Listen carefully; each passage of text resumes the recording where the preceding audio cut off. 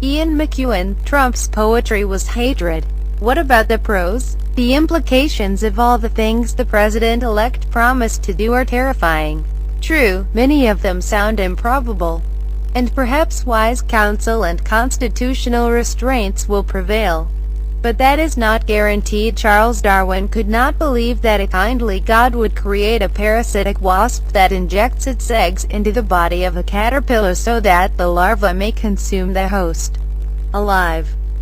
The ichneumon wasp was a challenge to Darwin's already diminishing faith.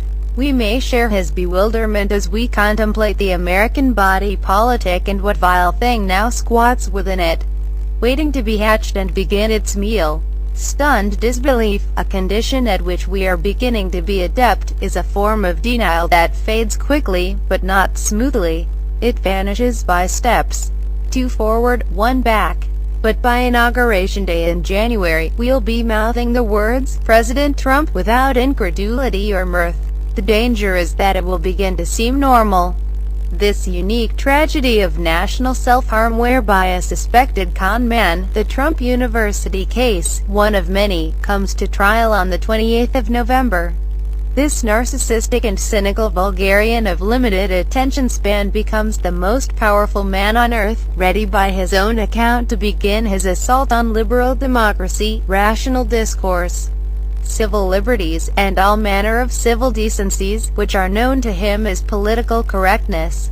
There will be pundits and flunkies eager to persuade us just how acceptable the new situation is.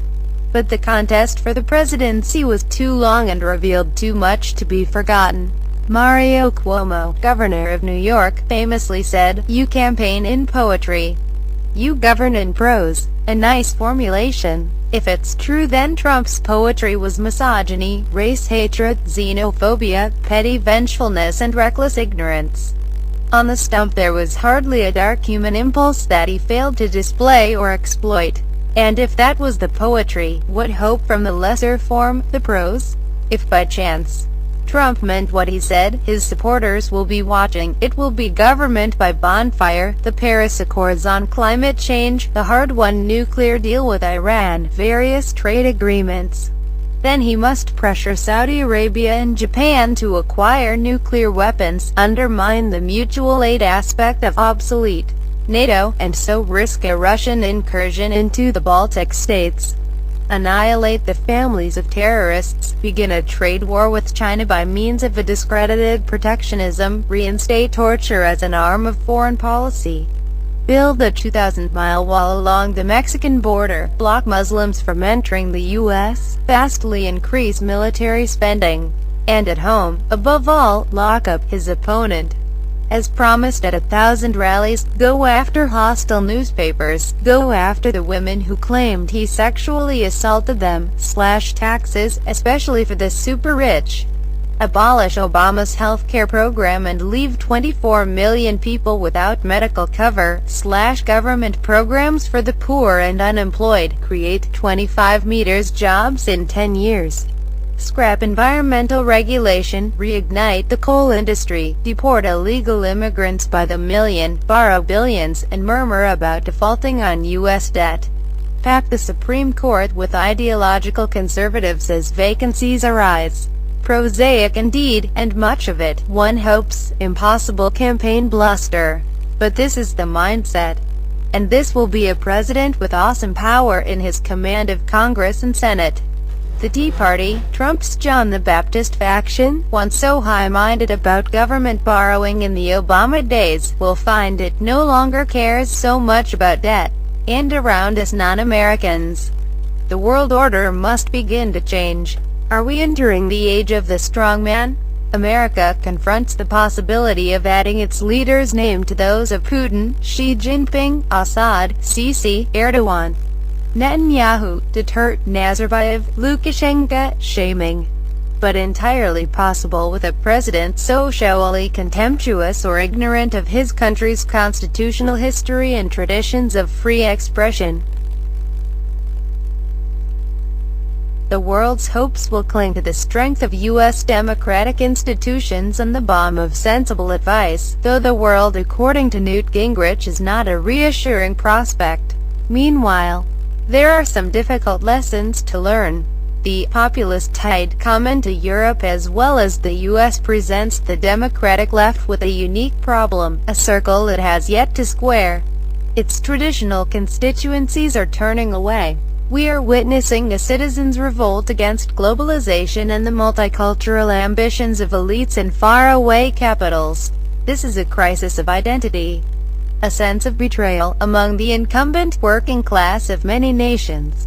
Doorstep concerns have been too easily dismissed as dimly patriotic, ignorant or racist. The electoral space has been left wide open to the demagogic right, the conspiracy and misinformation websites and cynical tabloids. It's an issue that, in this country, Jeremy Corbyn's Labour Party has yet to confront, and it is uniquely difficult.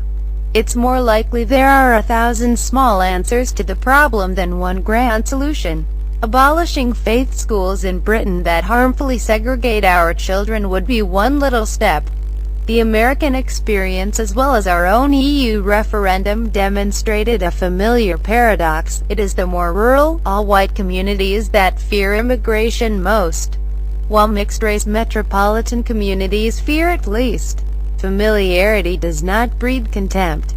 The new American president will soon be draining the Washington swamp, the one that has been properly generous, both in Clinton's concession speech and the Obama's welcome of Mr. and Mrs. Trump to the White House. The departing president, the First Lady and the defeated Democratic candidate understand the importance of an orderly transition. Trump in defeat would not have been remotely so mature. He had threatened to declare a rigged election, blindly risking nightmarish disorder. He's a petulant, ignorant child, strangely promoted above the grown-ups. He might well be contained by wise counsel, constitutional restraints and practical realities, but the dominant concern will remain his character.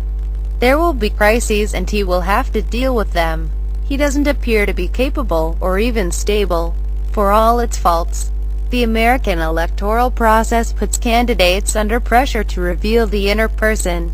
Commentators have turned to that hallowed manual of mental illness, the DSM, to try and diagnose Donald Trump's malignant narcissism, borderline personality disorder, or, as the satirist Christopher Buckley has proposed, Mexican border personality disorder.